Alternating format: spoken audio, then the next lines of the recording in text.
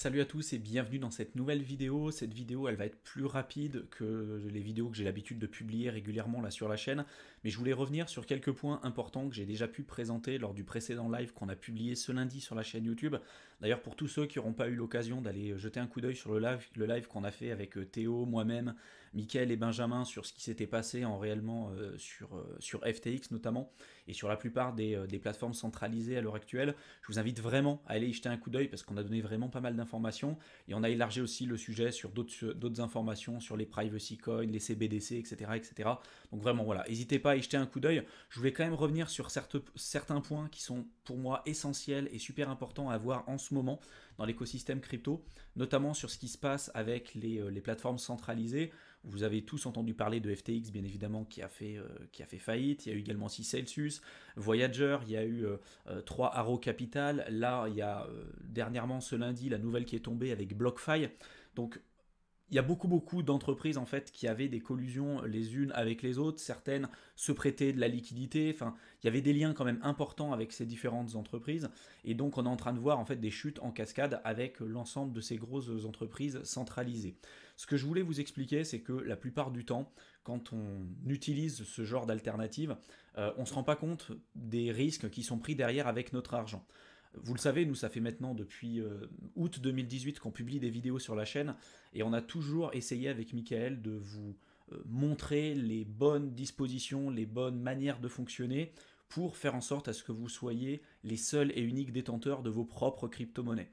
On sait que c'est pas forcément quelque chose de simple, c'est pas forcément quelque chose de facile. Nous qui sommes dans le marché des cryptos depuis plusieurs années, utiliser une ledger, stocker ces crypto-monnaies sur un cold wallet, maintenant on le sait le faire bien évidemment, mais c'est vrai que pour les nouveaux arrivants, prendre une véritable responsabilité à protéger et utiliser leurs fonds en crypto-monnaie, c'est clairement pas quelque chose de simple, et ça on en est vraiment conscient.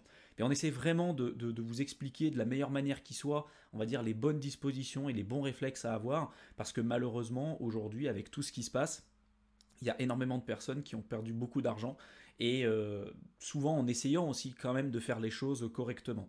Néanmoins, il y a beaucoup de ces entreprises, comme par exemple BlockFi, comme par exemple Celsius, etc., qui vont toujours trouver on va dire, le bon discours marketing pour vous dire que vous inquiétez pas, il n'y aura pas de souci, avec nous on va gérer les fonds différemment, c'est pas parce que cette boîte-là a fait faillite que nous, en l'occurrence, on va également aussi perdre votre argent, on sera différent de la moyenne, et quand on regarde historiquement ce qui s'est passé, à chaque fois ça se termine de la même manière, c'est-à-dire que c'est toujours les investisseurs particuliers qui vont trinquer, qui vont être les derniers en réalité à payer la facture, avec ce qui s'est passé notamment avec FTX, avec Celsius, etc. À chaque fois c'est toujours la même chose qui arrive. Et ça fait des années avec Mickaël en réalité qu'on essaye de vous mettre en garde avec tout ce qui se passe en fait avec ces entreprises centralisées. L'objectif principal des crypto-monnaies, je le rappelle, c'est quand même d'éviter le risque de contrepartie, d'éviter les intermédiaires et de faire en sorte de gérer nous-mêmes notre propre argent en détenant notre clé privée. Mais c'est sûr qu'en faisant ça, ça va rajouter, on va dire, un risque supplémentaire qui est le risque humain, qui est celui de ne pas faire, on va dire, les bonnes pratiques ou de ne pas utiliser les bons outils de la bonne manière. Si on ne sécurise pas correctement nos crypto-monnaies, on peut les perdre comme ça du jour au lendemain. Si on fait une fausse manipulation, si on n'utilise pas correctement les bons protocoles de la finance décentralisée et qu'on accepte par exemple un contrat intelligent qui est malveillant, on peut perdre l'intégralité de nos fonds. C'est la réalité du monde dans lequel on se retrouve aujourd'hui et qui malheureusement pousse une très mauvaise presse auprès de la majorité des personnes qui sont dans l'écosystème crypto et puis même ceux qui n'ont pas encore rejoint l'écosystème crypto. Malgré tout ce qu'on entend aujourd'hui sur la presse un peu à scandale et quand on tend l'oreille un peu à droite à gauche, on entend beaucoup parler de la fin des crypto-monnaies, que les crypto-monnaies ne remonteront jamais. Nous, avec Mickaël, c'est clairement pas notre premier bear market, hein, on en a déjà vécu un autre par le passé, donc on sait clairement comment ça se passe. Néanmoins, il faut bien que vous compreniez derrière que c'est pas parce qu'il y a des entreprises centralisées comme BlockFi, Celsius, et puis peut-être d'autres qui risquent de tomber par la suite, que c'est absolument la fin du domaine des crypto-monnaies. Il y a encore énormément d'opportunités, c'est absolument pas le moment, j'ai envie de dire, pour abandonner, parce que les opportunités aujourd'hui existent toujours. Les crypto-monnaies sont là pour rester, et quand je parle de crypto-monnaies, comprenez bien ce que je dis, je parle des vraies crypto-monnaies, hein. Les crypto-monnaies qui ont pour objectif d'avoir une vraie résistance à la censure, une décentralisation, de pouvoir permettre de gérer nous-mêmes nos fonds. Il y aura toujours, je pense, des intermédiaires. Il y aura toujours des entreprises centralisées parce que, mine de rien, qu'on l'accepte ou non, c'est quand même un pont qui est important pour la majorité des gens. Si on veut une adoption mainstream, il faut aujourd'hui énormément simplifier l'écosystème. C'est pas normal qu'il faille limite un bac+5 pour savoir utiliser une ledger ou savoir faire de la finance décentralisée. Et ce que j'expliquais notamment durant le live de ce lundi, c'est que la barrière d'entrée dans l'écosystème crypto, on peut le voir de deux manières différentes. On peut le voir comme étant une véritable opportunité parce que cette barrière aujourd'hui, ça empêche énormément de personnes, cette barrière technique en tout cas, ça empêche énormément de personnes à participer à l'écosystème, mais ça laisse l'opportunité à ceux qui passeront à travers cette barrière technique d'aller récupérer les rendements et d'avoir en tout cas les meilleurs retours sur investissement. Par contre, à partir du moment où on n'aura plus cette barrière d'entrée et qu'il n'y aura plus cette difficulté technique, j'ai envie de dire, et qu'on aura une adoption mainstream, oui, ça sera beaucoup plus sécurisé, il y aura peut-être une régulation qui sera nettement plus pertinente que celle qu'on a aujourd'hui dans les crypto-monnaies, qui est selon moi inexistante quand on a vu ce qui s'est passé avec FTX. Mais il faut comprendre que derrière, à partir du moment où il n'y aura plus cette barrière, en tout cas, et c'est les problématiques qu'on rencontre aujourd'hui, les opportunités, l'écrasante majorité des opportunités ne seront plus présentes. Donc on peut le voir de deux manières différentes. L'objectif de cette vidéo, c'est vraiment de vous mettre en garde, de comprendre que quand on va chercher de la simplicité, parce que quand on utilise ces boîtes-là, comme Celsius, comme BlockFi, quand on utilise même des stratégies de farming sur KuCoin, on va en parler un petit peu plus tard, souvent on va chercher la facilité parce qu'on se dit il y a des contraintes techniques que je n'ai pas envie de gérer et du coup je préfère mieux le déléguer à certains intermédiaires qui sont censés théoriquement mieux gérer le risque que nous et sont censés prendre des meilleures décisions que nous. Depuis que cette chaîne existe, avec Mickaël, on a toujours fait notre maximum pour vous donner les informations les plus pertinentes pour que vous puissiez, in fine, devenir autonome dans la gestion et dans l'allocation de votre portefeuille, tout simplement dans le domaine des crypto-monnaies. C'est clairement pas le chemin le plus simple, mais malheureusement, j'ai envie de dire, c'est un chemin obligé parce qu'aujourd'hui, avec ce qui se passe, on se rend compte qu'on ne peut faire confiance à personne. Surtout pas auprès d'entités centralisées, donc je le rappelle, l'objectif des crypto-monnaies a quand même été de supprimer ce risque d'intermédiaire et d'éliminer tout simplement le risque de contrepartie. Il y a quelques années en arrière, moi c'était acté, c'est-à-dire que c'était sûr, les plateformes centralisées, je ne voulais pas les utiliser. Et puis à un moment donné, je me suis quand même renseigné, j'ai dit pourquoi pas, je voyais quand même un certain marché pour ces plateformes centralisées, et je me suis dit que de toute façon, si on voulait une adoption mainstream, il allait y avoir une place de toute façon pour ces entités-là. Donc je me suis dit, pourquoi pas rester ouvert quand même à la possibilité qu'il y aurait peut-être un de ces différents acteurs qui pourrait voir les choses différemment, qui pourrait se dissocier et qui pourrait apporter plus de transparence par rapport à ce qu'on pouvait retrouver à l'époque sur le marché des crypto-monnaies. Et à l'époque, je me souviens, Celsius, par exemple, avait sorti un concept qui n'existait pas, qui s'appelait le Proof of Community. Le Proof of Community, il faut savoir que quand on était sur Celsius, on déposait notre argent et tous les lundis, on recevait en fait nos récompenses par rapport au capital et par rapport à l'argent qu'on avait déposé sur la plateforme.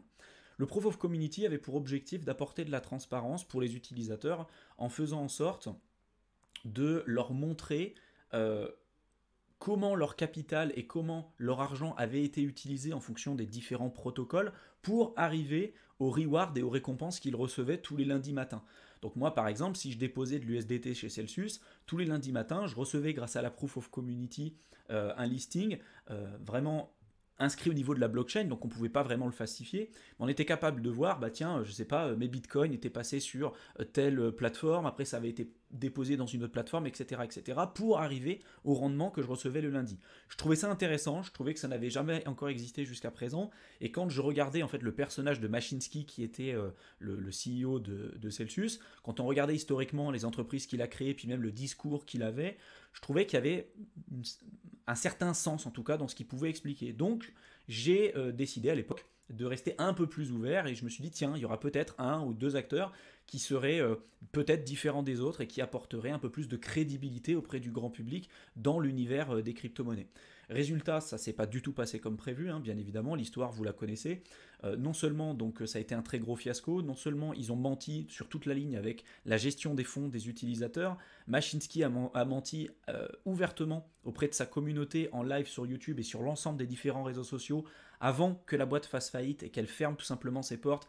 Il expliquait qu'il n'y avait aucun problème et lui, il a retiré de l'argent de Celsius, de son wallet, de son portefeuille personnel, lui et sa femme, en disant ouvertement aux gens de sa communauté, vous inquiétez pas, il n'y a pas de problème, alors que lui-même retirait de l'argent. Sur FTX, il y a eu énormément de choses qui se sont passées et pour ça, je vous renvoie sur le live. On a passé avec Mickaël, Théo et Benjamin à peu près 2 heures sur ce sujet, donc n'hésitez vraiment pas à y jeter un coup d'œil. Mais par exemple, une des choses moi qui m'a choqué, c'est que faut savoir que FTX n'avait pas de comptable et que le cabinet comptable qui était utilisé en tant qu'adresse, notamment dans les CGV et puis ce qui était donné en fait sur les papiers officiels, en réalité c'était un cabinet comptable qui était hébergé dans le métavers. Donc c'était même pas une adresse réelle, c'était un faux cabinet comptable avec une fausse adresse qui était hébergée sur Decentraland à l'époque. Donc vous voyez en fait le niveau d'hypocrisie et de mensonge auquel on peut avoir le droit quand on est dans le domaine des crypto-monnaies. Et on ne parle pas de n'importe quoi, on parle de FTX, on parle quand même de la deuxième plus grosse plateforme du monde à l'époque, ce qui est quand même un truc complètement dingue. Et moi, à chaque fois, en fait, je me pose la question, je me dis, est-ce qu'aujourd'hui, par exemple, quand on souhaite recevoir des récompenses sur nos fonds, je sais pas, 10% sur de l'USDT ou 10% sur de l'USDC, ce qui est capable aujourd'hui de faire Nexo. Hein. Si vous jetez un coup d'œil un petit peu sur ce que propose Nexo aujourd'hui, ils sont capables aujourd'hui sur le site de vous présenter des rendements de l'ordre de 10 à 12% sur certaines crypto-monnaies, mais je crois que c'est 10% sur de l'USDT au moment où je tourne cette vidéo.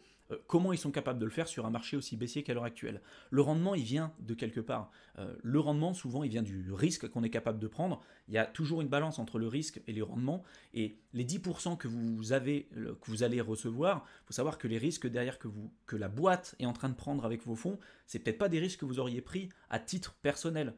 Parce que justement, aujourd'hui, beaucoup de gens se dédouanent et disent je laisse mon argent sur une plateforme, un peu comme on laisse l'argent sur un compte bancaire aujourd'hui, hein, mais ça fonctionne de la même manière. Si vous déposez de l'argent dans un compte en banque, aujourd'hui c'est de l'argent qui ne vous appartient plus. La banque, c'est comme une entreprise, elle va avoir une créance, donc une reconnaissance de dette envers vous. Mais si ça fait comme en 2008 ou comme la crise à Chypre, où les banques, tout simplement, certaines banques font faillite, vous perdez l'intégralité de vos fonds. C'est comme ça que ça fonctionne. Dans le domaine des crypto-monnaies, c'est exactement la même chose. Donc il faut vraiment être très vigilant par rapport à ça, par rapport aux informations qu'on va vous donner, en vous expliquant que de toute façon, vous inquiétez pas, nous ça va être différent, on va rajouter plus de transparence. Je pense que ça ne changera strictement rien à l'avenir, qu'il y aura toujours les mêmes problématiques avec les entreprises centralisées. Je pense que les entreprises centralisées auront un rôle important à jouer, qu'elles seront encore présentes dans les prochaines années, parce que malheureusement c'est la porte d'entrée la plus simple pour l'écrasante majorité des gens, mais pour ceux qui prendront le temps de se former, qui prendront le temps de se remettre en question, de comprendre ce qui n'allait pas lors du précédent cycle, hein, du précédent cycle baissier, et qui prendront le temps justement de se remettre en question et de se former, arriveront à passer outre ces barrières techniques et arriveront à aller plus loin dans l'atteinte de leurs objectifs personnels. D'ailleurs, j'en profite à ce stade de la vidéo pour vous dire qu'avec Mickaël, on a déjà mis un système en place pour vous permettre de nous avoir au téléphone directement. Parce que depuis le temps qu'on est dans le domaine des crypto-monnaies, on a accompagné des centaines de personnes à investir et à devenir autonomes dans le domaine de l'investissement, dans le domaine des crypto-monnaies. Et c'est des personnes qui venaient de tout horizon différent. C'est des personnes des fois plus âgées, on a eu des plus jeunes, on a eu des personnes qui avaient beaucoup d'argent, d'autres un peu moins, des personnes qui techniquement étaient très bons et d'autres qui débutaient véritablement. Et à chaque fois, on s'est rendu compte que la meilleure manière, en tout cas, pour pouvoir vous accompagner et vous permettre d'aller plus loin, c'est de vous avoir directement au téléphone et de connaître surtout votre situation personnelle, vos objectifs, vos blocages, etc., etc., pour qu'on puisse vous aiguiller et qu'on puisse vous accompagner de la meilleure manière possible. Et la meilleure manière pour nous, en tout cas, de pouvoir le faire, la meilleure solution qu'on ait trouvée aujourd'hui, c'est de débloquer des créneaux spécifiques pour vous avoir directement au téléphone avec nous. Ça serait tellement plus simple pour nous de simplement vous envoyer un email en vous disant prenez un programme de formation et c'est bon, après débrouillez-vous. Mais c'est pas comme ça en réalité qu'on sera capable de vous aider et pour vous permettre d'aller vraiment plus loin. Parce que si vraiment on veut vraiment vous accompagner et si on veut vous permettre d'atteindre vos objectifs personnels, il faut qu'on connaisse véritablement ce que vous avez déjà fait par le passé et là où vous en êtes aujourd'hui et à l'instant T. Donc n'hésitez pas, je vous mets le lien dans la description de la vidéo, vous avez la possibilité de réserver un appel téléphonique avec nous, vous cliquez dessus, vous rentrez tout simplement votre adresse mail, votre numéro de téléphone, etc. Il y aura un petit questionnaire qu'on aura préparé pour vous pour préparer au mieux cette session d'appel et après on vous aura directement au téléphone et on sera en mesure de vous aiguiller de la meilleure manière possible. Pour en revenir au sujet de cette vidéo, une des raisons qui peut expliquer la faillite de FTX, c'est notamment par rapport à la gestion de son token, le FTT. L'écrasante majorité des fonds en fait qui étaient présents sur FTX, ou en tout cas la majorité de l'argent que détenait FTX, était sous forme du FTT, et donc à chaque fois qu'ils effectuaient des emprunts ou qu'ils demandaient de la liquidité, ce qu'ils donnaient en collatéral, c'était leur FTT, leur token FTT. Donc à partir du moment où il y a eu une chute drastique en fait du FTT, vu qu'en plus c'est un coin qui était très illiquide, hein, on est sur un domaine d'activité, le domaine des crypto-monnaies qui est quand même très illiquide par rapport au marché traditionnel, par exemple sur les ETF ou certaines actions très connues comme Amazon, Facebook, etc., etc. Donc forcément, si on a 3 milliards par exemple de dollars représentés sous forme d'un token, si demain je décide de le vendre, je ne récupérerai jamais 3 milliards directement de cet actif parce que je vais avoir un impact important sur le prix, ce qui va faire baisser le cours et ce qui va me permettre au final de retirer qu'une infime partie du capital que je pouvais avoir initialement. Donc une des raisons qui peut expliquer en fait la chute de FTX, c'est notamment en partie par rapport à la gestion de son FTT. Et là où je me pose des questions avec ce qui se passe, avec toutes les cascades en chaîne qu'on voit avec du coup FTX, avec Celsius, également aussi sur BlockFi. Si on jette un coup d'œil aujourd'hui sur Nexo, vous vous souvenez de ce que je vous ai dit tout à l'heure, hein, la gestion de les 10% que vous retrouvez aujourd'hui avec juste le fait de déposer des stablecoins sur Nexo, les risques qui sont pris derrière, vous n'êtes pas au courant justement de ce qu'ils font. S'ils font du trading à effet de levier, ce qui a été le cas pour Alameda notamment sur FTX, vous pouvez perdre l'intégralité de vos fonds et c'est des risques qui sont importants. C'est pas parce que c'est géré par une entreprise qui est centralisée avec des personnes qui ont un joli costume, une jolie cravate et qui savent bien parler sur YouTube que les risques derrière ne sont pas importants. Là par exemple sur Nexo, hein, qui à l'heure où je tourne cette vidéo n'a pas encore déclaré de faillite ou quoi que ce soit, on se rend compte qu'on est sur le même niveau de risque ou le même type de probabilité de risque qu'on a pu retrouver à l'époque avec le FTX. L'idée, c'est pas de vous faire peur, hein. J'ai pas envie de vous faire peur, de vous dire c'est bon, il y a tout qui va faire faillite, mais juste de regarder les choses telles qu'elles le sont aujourd'hui véritablement. Par exemple, là, sur Nexo, sur les 366 millions aujourd'hui d'actifs sous gestion qui sont présents dans le portefeuille de Nexo, il y en a une écrasante majorité, il y en a presque 313 millions qui sont représentés sous le token le Nexo token. Le même problème en fait qu'on a pu voir sur FTX, en fait, on le retrouve également aussi chez Nexo. Donc soyez vraiment très vigilants par rapport à ça. Pareil, quand on regarde un petit coup d'œil sur ce qui s'est passé avec crypto.com, je pense que vous en avez déjà entendu parler, mais il y a eu 80% des fonds utilisateurs qui avaient été envoyés sur une mauvaise adresse, qui n'était pas détenue par l'entreprise. Alors après, la personne qui avait reçu les 80, je crois que c'était plus de 100 000 Ethers, 120 ou 140 000 Ethers qui avaient été envoyés, c'était des fonds d'utilisateurs de crypto.com qui avaient été envoyés sur une mauvaise adresse. Cette mauvaise adresse, cette entité a retourné l'argent à crypto.com, et vous vous rendez compte en fait du niveau de gestion qu'il y a derrière avec vos propres fonds. Enfin moi je trouve ça juste complètement dingue. Et en plus de ça, quand vous jetez un coup d'œil sur l'allocation de portefeuille qu'il y a par exemple sur crypto.com, il y a 14,75% des fonds aujourd'hui sur les 3,3 milliards qui sont aujourd'hui déposés chez crypto.com qui sont représentés sur du Shiba. Je suis pas en train de cracher sur Shiba, je suis pas en train de cracher sur crypto.com, en réalité je m'en fous, c'est juste de vous montrer réellement ce qui se passe derrière. Ce que vous voyez ici, en réalité, c'est les fonds utilisateurs. Mais beaucoup de gens vont dire, oui, mais c'est par exemple, il y a les utilisateurs qui ont déposé beaucoup de Shiba, donc moi, en l'occurrence, ça ne me pose pas forcément de soucis. Il faut savoir qu'il y a des boîtes qui ont fait faillite à l'époque parce qu'une grande partie des fonds utilisateurs avaient été déposés sur du Luna et sur de l'UST. Et au moment où il y a eu la grosse chute avec Luna et l'UST, avec le dépeg de l'UST, les entreprises centralisées qui ont vu justement ces problématiques-là ont essayé de récupérer les pertes des fonds utilisateurs en utilisant les fonds des utilisateurs justement, ce qui a accentué les pertes. Je dis pas que c'est ce qui va arriver avec crypto.com, j'en ai aucune idée.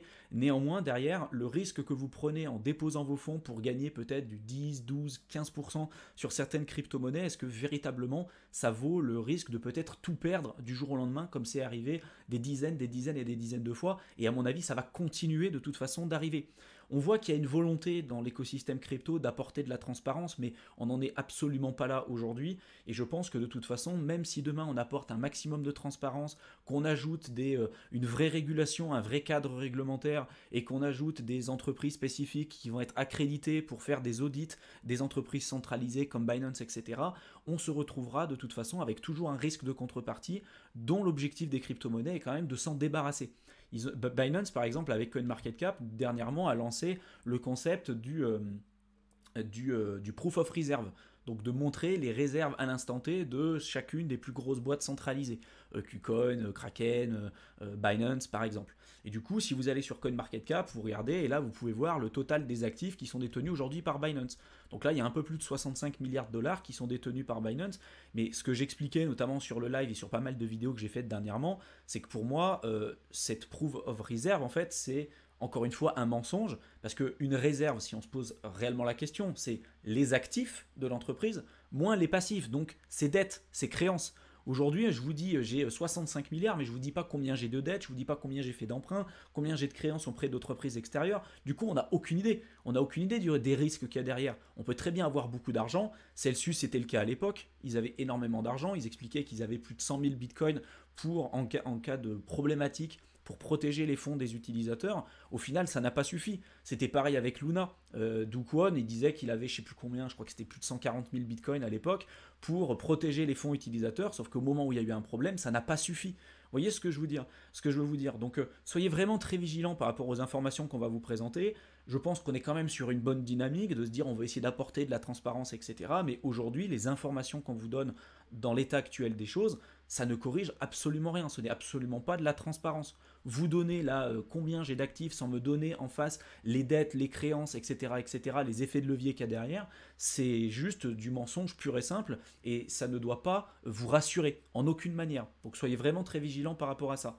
Dernièrement, on voit que KuCoin, dans l'état actuel du marché, propose des stratégies de farming avec de l'APR. Donc il y a l'APR et l'APY. L'APY, contrairement à l'APR, c'est qu'on va avoir un réinvestissement, notamment des intérêts. À chaque fois que je vais avoir un rendement qui va m'être généré, ça va être automatiquement réinvesti. Donc l'APY, c'est les rendements composés, si vous voulez, et l'APR, justement, c'est sans les rendements composés. Là, aujourd'hui, KuCoin est capable, alors je ne sais pas comment ils font, hein, peut-être que vous aurez la réponse, mais KuCoin est capable aujourd'hui de vous donner un APR de 185,32% en déposant de l'USDT, génial. En déposant du Bitcoin, vous avez une APR de 137%, pas mal. Sur de l'Ether, vous avez 120%. Sur du Melo, que je ne connais pas du tout, 101%. Enfin, je ne sais pas si vous vous rendez compte. En fait, aujourd'hui, je pense qu'il y a une crise énorme de liquidité parce qu'il y avait des liens importants entre la plupart des entreprises centralisées. Et du coup, vu que là, ils sont en pénurie, si vous voulez, de liquidité, qu'ils ont besoin d'argent tout de suite et maintenant, ils vont augmenter les taux d'intérêt pour attirer un maximum d'investisseurs.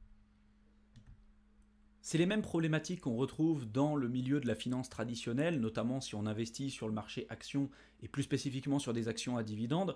La plupart des débutants vont faire cette erreur, ils vont regarder uniquement le dividend yield, donc uniquement les rendements des dividendes sur les entreprises qu'ils vont sélectionner.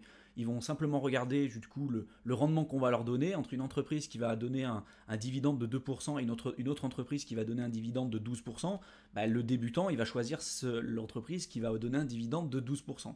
Sauf que derrière, ce qu'on ne vous dit pas, c'est que la boîte derrière qui va donner un dividende de 12%, elle a sans doute augmenté ses taux de dividendes de manière importante pour attirer des nouveaux investisseurs, peut-être parce qu'elle est justement dans une situation très compliquée. Peut-être qu'elle est au bord de la faillite, peut-être qu'elle n'est pas capable aujourd'hui de répondre à ses engagements, et surtout, c'est pas parce qu'aujourd'hui vous avez un taux de dividende de 12% que demain, ils n'auront pas la capacité de supprimer totalement le dividende, ou même de tout simplement mettre la clé sous la porte. Ça arrive. Et aujourd'hui, je me rends compte que c'est un peu ce qu'on voit dans le domaine des crypto-monnaies. Les débutants, malheureusement, vont tomber dans le panneau, vont déposer leurs capitaux pour avoir du 185% d'APR, par exemple sur de l'USDT, là du Bitcoin, de l'Ether, etc.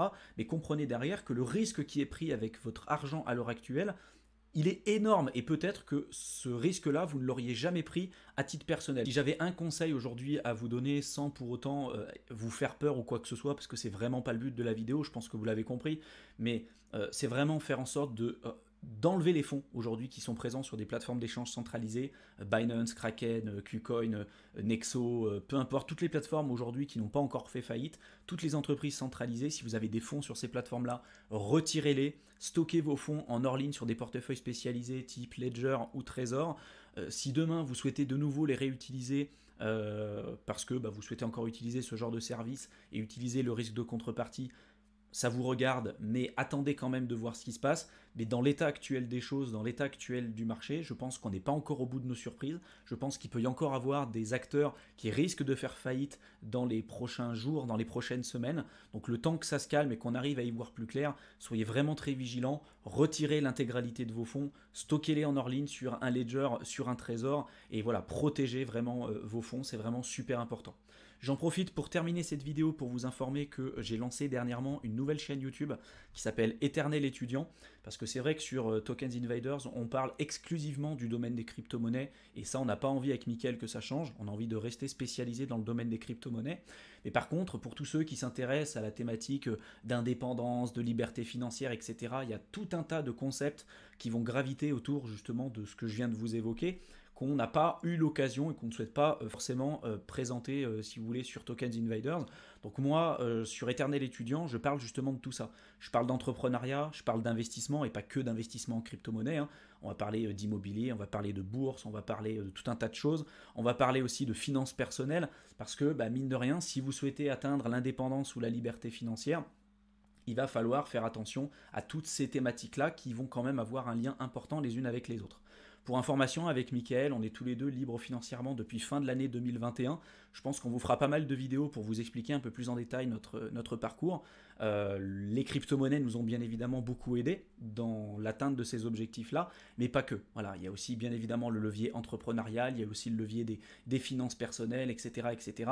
Mickaël, par exemple, là, dernièrement, s'est expatrié en Estonie, il va partir faire le tour du monde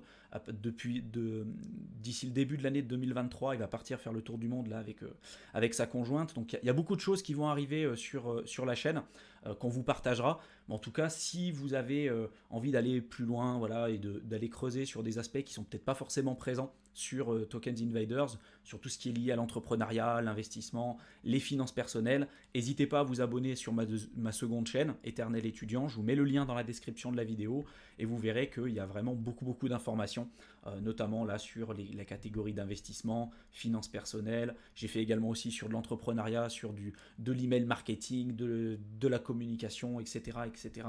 Donc voilà, souvent c'est des vidéos qui sont quand même assez longues.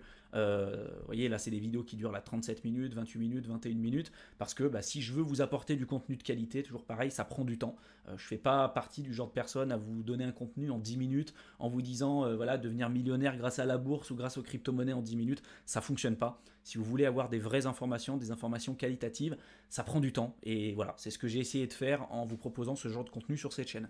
Donc n'hésitez pas à vous abonner. Je vous souhaite une excellente fin de soirée. Prenez soin de vous et à bientôt.